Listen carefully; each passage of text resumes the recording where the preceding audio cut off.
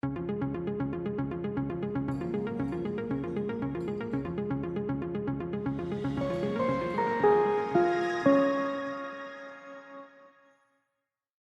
tal, amigas, amigos? Les saluda Jaime Ordóñez en otro programa de La Noche Abierta que hacemos acá desde el canal de la Universidad de Costa Rica, canal UCR, y se difunde también en un canal especial de YouTube para Costa Rica y el mundo. Tengo hoy el enorme gusto de tener como invitados a dos expertos en economía, en temas internacionales. Déjenme presentarlos. Primero, el doctor Leonardo Garnier, un viejo amigo. Leonardo Garnier es muy conocido por el público costarricense, graduado con sus posgrados en los Estados Unidos, con una larga trayectoria nacional e internacional. Fue ministro de Hacienda, ministro de Educación en Costa Rica, ha sido asesor de una serie de organismos internacionales en teoría del desarrollo.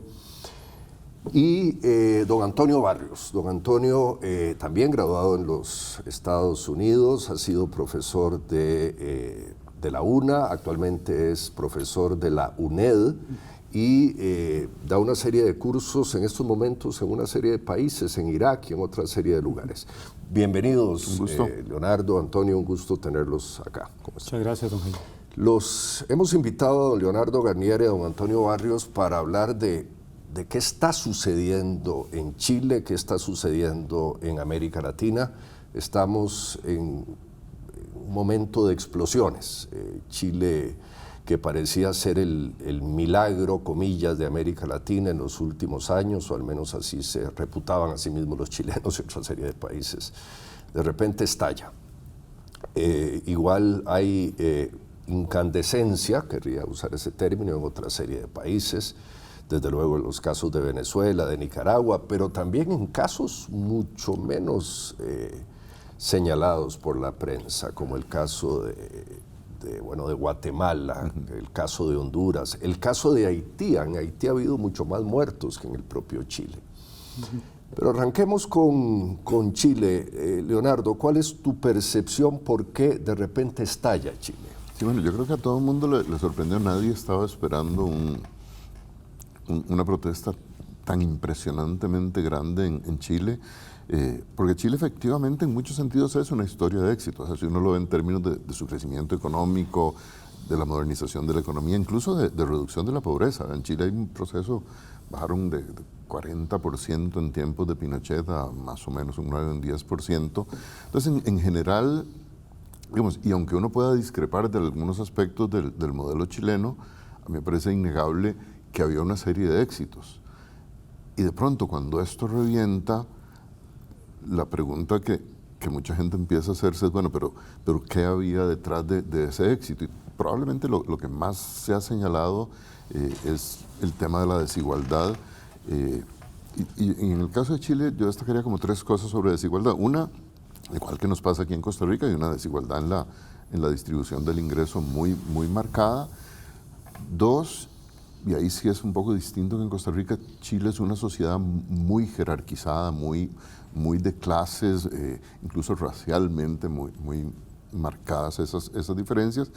Y una tercera cosa que sí tiene que ver con el modelo chileno, y es que se optó por un esquema de privatización muy fuerte en pensiones, en salud, en educación, incluso el agua en Chile.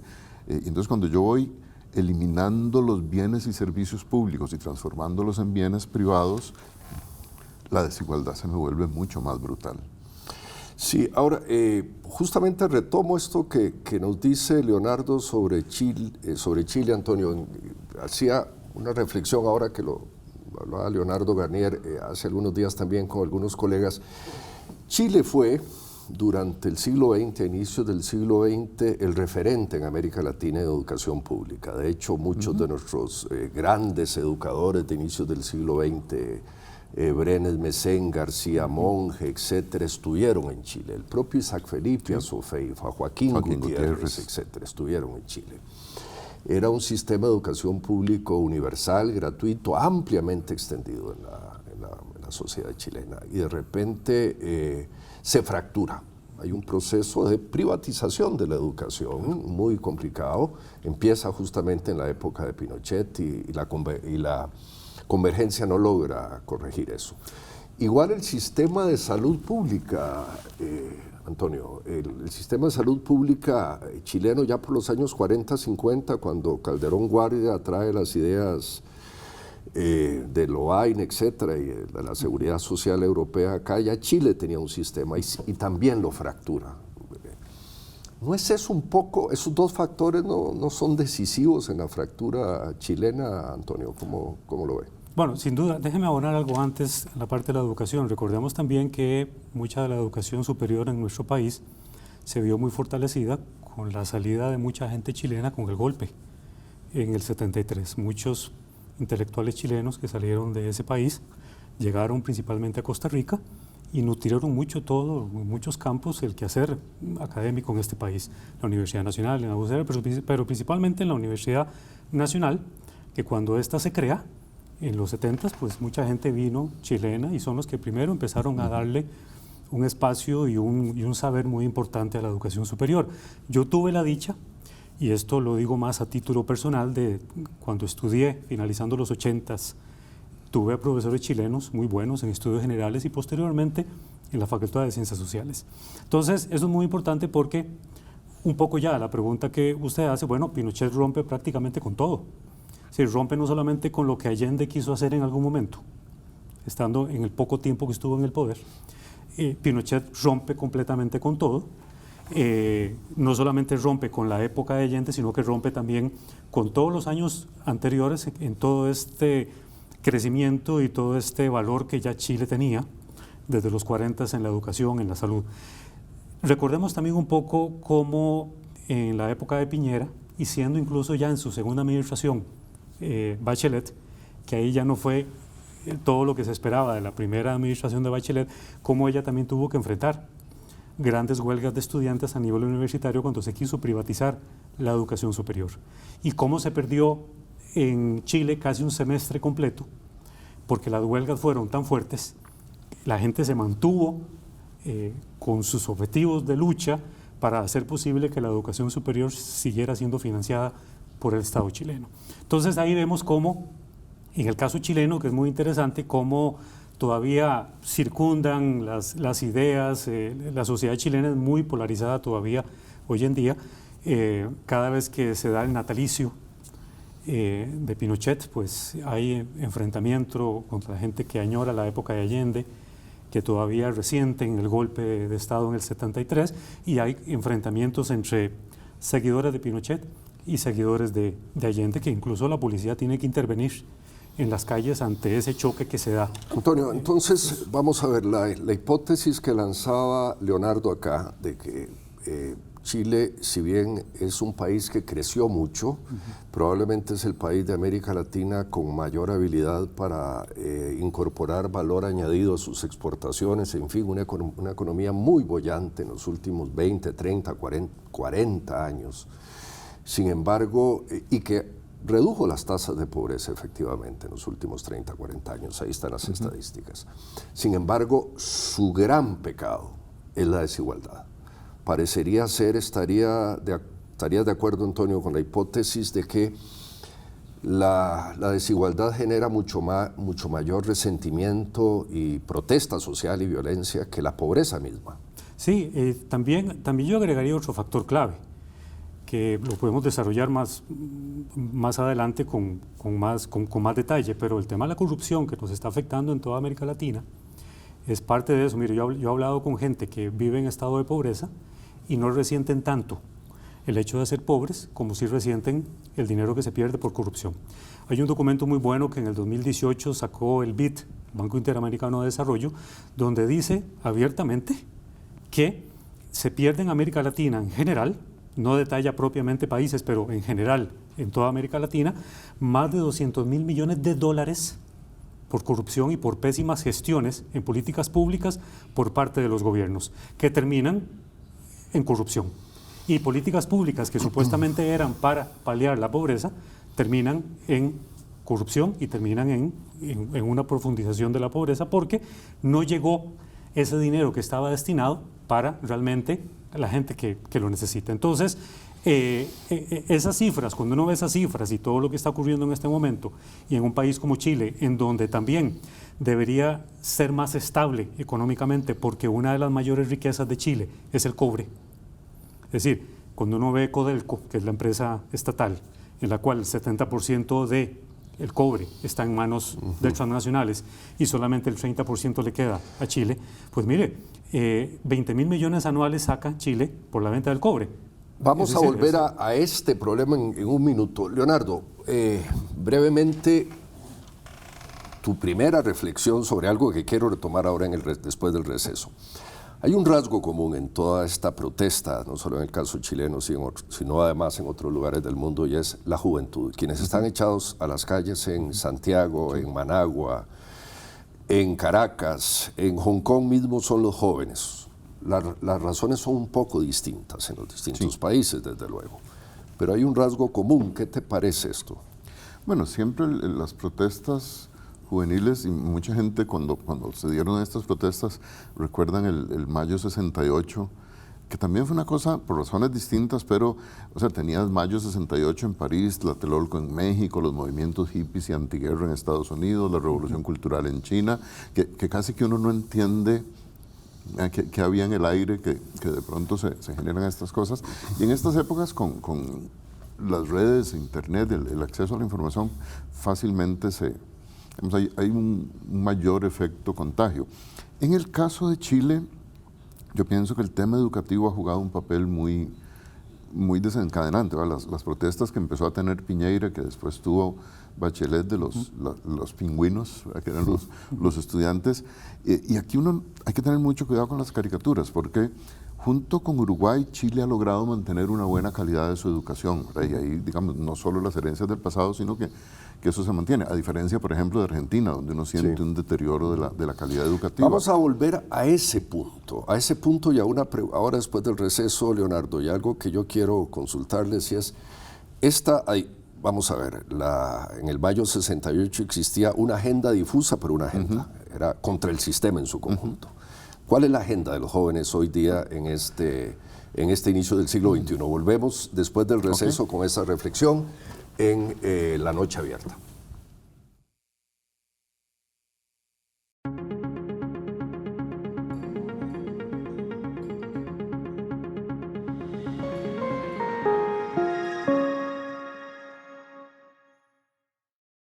Volvemos en este programa de La Noche Abierta, interesantísimo, apasionante, sobre uno de los temas candentes. ¿Qué está sucediendo en América Latina? ¿Qué está sucediendo en Chile? Y le preguntaba a Leonardo Barnier antes del receso, Leonardo, que hay un rasgo común, que es la juventud la que está echada a la calle en todos los países. Y la pregunta que nos hacíamos es, bueno, la revuelta de los jóvenes en mayo del 68, allá hace ya muchas décadas, tenía un objetivo un poco difuso, era, bueno, contra el sistema, en fin, Marcuse era uno de los ideólogos, en fin. ¿Cuál es la agenda de los jóvenes hoy día? ¿Por qué están echados a la calle? ¿Por cosas más concretas o también existe una agenda más yo creo global? que sigue siendo una agenda difusa con varias características comunes. Uno, hay una enorme incertidumbre sobre el futuro, en parte por el tema ambiental, que realmente es angustiante, pero en parte, y yo creo que Chile en esto es un buen ejemplo, esta sensación de que no sé si voy a tener futuro. O sea, sí, me están dando educación, etcétera, pero pasan dos cosas. La desigualdad se hace muy grande y al mismo tiempo, en el caso particular de Chile, el endeudamiento de los estudiantes es muy alto. Entonces, aunque yo consigo un empleo, Estados Unidos es otro caso de esos, una buena parte de mis ingresos se me van a ir en pagar la deuda de la educación. Entonces, la protesta de los pingüinos en Chile iba directamente al tema de la privatización de la educación.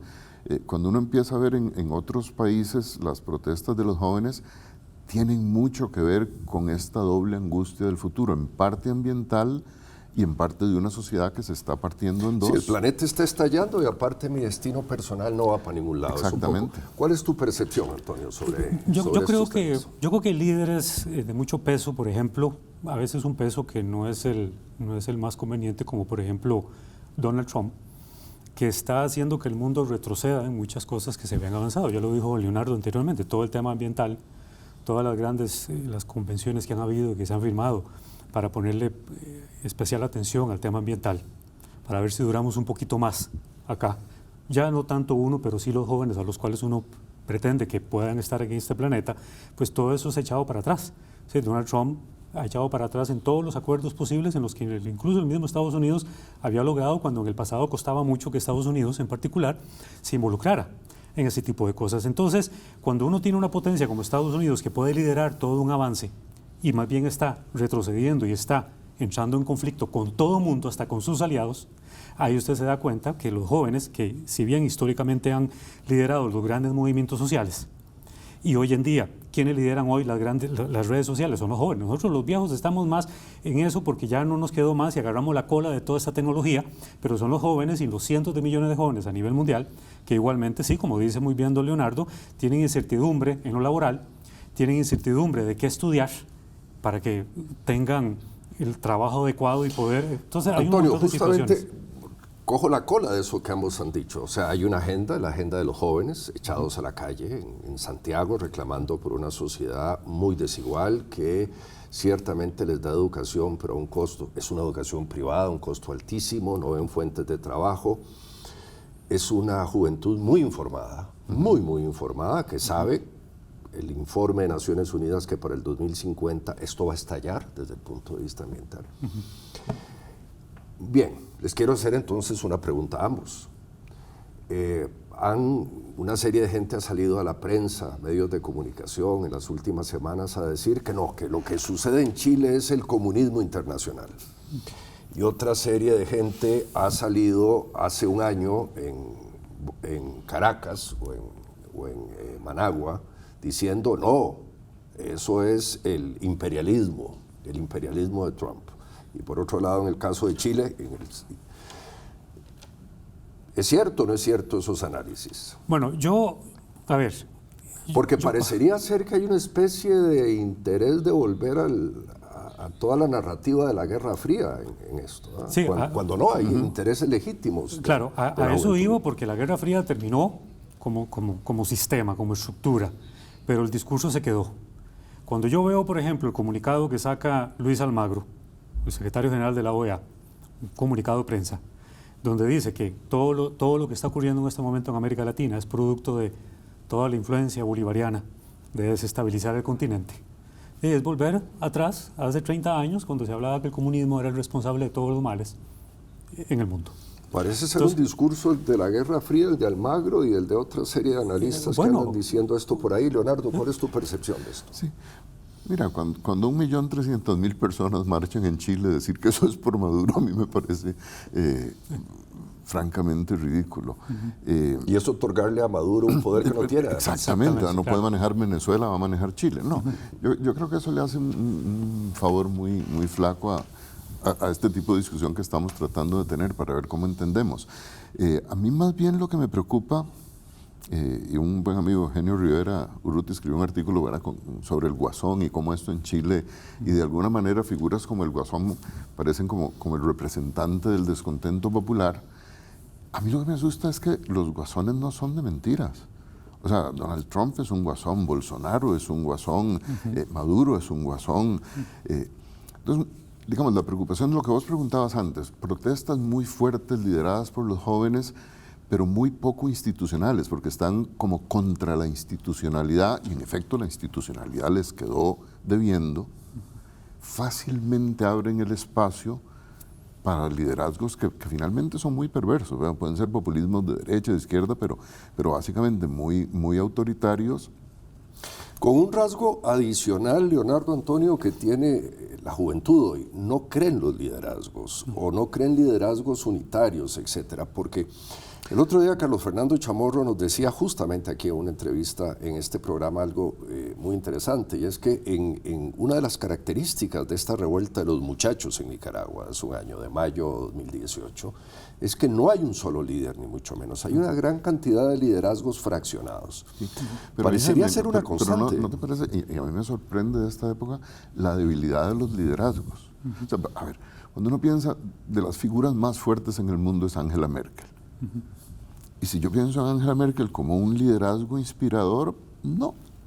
Sí. Obama es tal vez la figura que más tuvo esas características de un personaje inspirador, pero uno recorre el mundo y no hay nada muy inspirador. Sí, vos y yo, bueno, nosotros los tres fuimos adolescentes y jóvenes en épocas de liderazgos muy grandes, ¿verdad? claro. Estaba Olof Palme, estaba, bueno, Willy Brandt, Felipe González en España, aquí en América Latina Fernando había Enrique Cardoso Fernando en Brasil. Enrique Cardoso, No, etcétera, hubo etcétera. personajes realmente muy impresionantes, pero además que lograban como galvanizar ese tipo de protestas con propuestas de transformación interesantes. Bueno, en Costa Rica el papel que jugó Figueres en su momento. Por cierto, nada más como anecdótico, hablabas de mayo 68. Hay un artículo de Daniel Oduber, él estaba en París en mayo 68, que es una crítica enormemente lúcida al movimiento estudiantil Bueno, que se estaba sería gestando. interesante volverlo a lanzar en redes y retomarlo. Antonio, cuando hablamos por teléfono preparando esta entrevista, me decías que estabas muy interesado en puntualizar un problema que veías, y es que el grupo de Lima ha sido, creo que fue cínico, la palabra que usaste en el teléfono, en relación al caso chileno. ¿Por qué, Antonio? Bueno, no ha habido ninguna congruencia en que los mismos miembros del Grupo de Lima, que ahorita digamos son 13, de hecho hasta un número de mala suerte, si apelamos a la cábala, por eso es que quizás podríamos decir que también les ha ido muy mal, el discurso que utilizaron y que se han desgastado tremendamente contra Venezuela y contra Nicaragua, pero principalmente enfocado hacia Venezuela, porque el nacimiento del Grupo Lima fue producto de Venezuela. No tener un discurso de condenatoria por lo que ocurre en Chile o las matanzas que ocurren en Colombia de los líderes sociales y solamente condenar la violación de los derechos humanos en Venezuela. Yo estaba haciendo una investigación independiente y las cifras que me dan el Banco Mundial, la CEPAL, el BID, y utilizo estas porque si utilizo otras que hacen fundaciones en América Latina, dirán, ves que esas son de izquierda, entonces quieren desprestigiar a los gobiernos de derecha, por eso quiero usar estas mismas para... Pero ha habido un doble discurso terrible, Costa Rica ha sido parte de eso, condenando, perdimos ante Venezuela, qué terrible, ¿verdad? En la última elección en Naciones Unidas, cómo es que Costa Rica se desgasta contra Venezuela y no critica la matanza de líderes sociales en Colombia. Cómo no critica, cómo no denuncia lo que ocurre en Haití. Sí, o no se está hablando de lo que está sucediendo en Honduras o en Guatemala. Tampoco, no se dice es nada tenebroso de eso. Realmente. Correcto, y lo tenemos aquí nomás en la misma región. Entonces, este doble discurso en el que Costa Rica se metió, lamentablemente, aquí en los programas se nos va el tiempo rapidísimo, nos avisan de cabina que tenemos que ir cerrando. Vamos a ver, sinteticemos y les voy a pedir que lo hagamos en un medio minuto cada uno. ¿Cuál sería la constante de lo que está sucediendo en la región en estos momentos? Sabiendo que hay diferencias ideológicas importantes, de que el caso venezolano, nicaragüense es distinto, el signo ideológico distinto al chileno o al brasileño.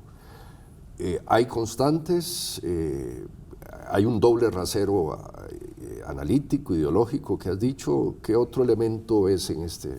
Yo creo que hay dos cosas claves. Yo creo que toda esta movilización social en América Latina, más allá del común denominador que la identifique como corrupción, pobreza, desempleo, desigualdad, todas las cosas que tenemos en cada país en mayor o menor medida, yo creo que toda esta movilización social no tiene, para mí, no tiene signo ideológico. Si están protestando igual en Venezuela contra el gobierno porque no ha dado la talla, es porque están protestando por lo mismo, la pobreza, la exclusión, etc. Y al igual que en Chile, por más oasis chileno o por más modelo. La gente protesta por desigualdades, problemas concretos, y no es un problema de izquierdas o derecha. Leonardo, ¿cuál es tu percepción? Yo tal vez discreparía un poco ahí, porque a mí sí me parece que hay como dos retos distintos y que algunos de estos países fracasan por uno más que por el otro. Uno es la capacidad para generar bienestar, y ahí el tema de reducción de pobreza, de mejorar realmente esperanza de vida al nacer, esas cosas, digamos que a algunos les pueden parecer muy pragmáticas, pero son profundamente vitales. Y lo otro tiene que ver más con este tema de la desigualdad. Entonces uno puede ver un país como Chile, que es muy exitoso en mejorar las condiciones de bienestar, pero a la gente lo que le angustia es sentir que el país se le está partiendo en dos y que no tiene realmente acceso a mayor riqueza que algunos tienen. El caso de Costa Rica se parece mucho al de Chile en ese sentido. Y creo que Chile nos debería, Leonardo, Antonio, encender algunas luces de alarma, varias luces naranjas por el momento, en esa dirección, ¿verdad? Nos vamos a tener que cerrar este interesantísimo programa, pero la próxima semana tendremos nuevamente a Leonardo Garnier y Antonio Barrios analizando qué sucede en el planeta, porque hemos analizado nuestro patio, América Latina, pero somos parte de un planeta grande, complejo, que tiene sus múltiples problemas. Nos veremos en una semana en La Noche Abierta y muchas gracias, Leonardo, Antonio, por haber estado hoy con nosotros.